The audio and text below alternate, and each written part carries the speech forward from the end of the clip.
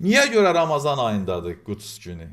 Dahi insanlarımız, böyüklərimiz, ilahi övliyaların dediyi sözlər, nəysə qərarlar ki, qəbul edirlər, elan edirlər, bunların mənəvi tərəfləri də var. İctimai, siyasi tərəfləri necə ki var, mənəvi tərəfləri də var. Nə üçün Ramazan ayının sonun düzülməsidir? Həqiqətən çox gözəl bir məsələdir bu. Ramazan ayının sonun düzülməsi. İl ərzində, bax neçə illərdir Qüds günü.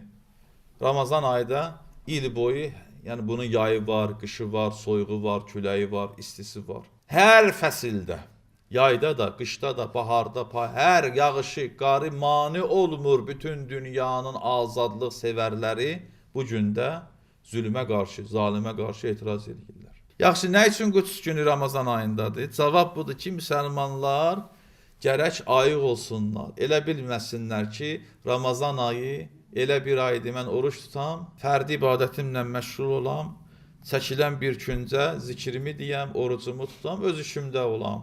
Deyir, yox, sən oruç tutan mömin, müsəlman, ictimai və siyasi vəzifələrə laqeyd ola bilməzsən. Sən bu Ramazan ayı ki, Allahın məğfirət, rəhmət ayıdır. Oruç tutursan, namaz qılırsan, fərdi ibadətlərin, zikrin, səcdün, tilaməti Qur'anın var. Eyni halda sənin siyasi və ictimai vəzifələrin də var. Onlara laqeyd olma. Əgər sən laqeyd olarsansa, sənin orucun, namazın qəbul olmaz. Sən oruç tut, sənin müsəlman qardaş bacıları Fələstində soyqırım etsinlər. Yəməndə zülm olsun, başqa dövlətlərdə müsəlmanlara zülm olsun. Denən ki, mənə heç bir aidiyyəti yoxdur. Peyğəmbər açıq-aşkar buyurur ki, belə bir adam müsəlman deyil. Sən Ramazan ayında zikir denən, Qur'an oxu, Qur'anı başına qoy.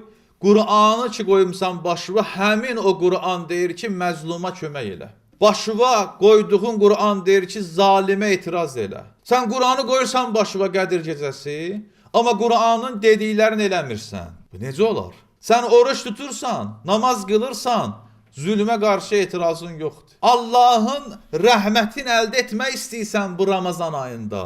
Amma özün Allahın yaratdığı, məxsusən müsəlmanlara qarşı mərhəmət üstün yoxdur. Hədis buyurur ki, rəhm elə ki, rəhm olunasan. Sən özündə mərhəmət hissi yaratmayıbsansa, özün məzluma qarşı rəhm etmirsənsə, sənə heç vaxt rəhm olunmayacaq.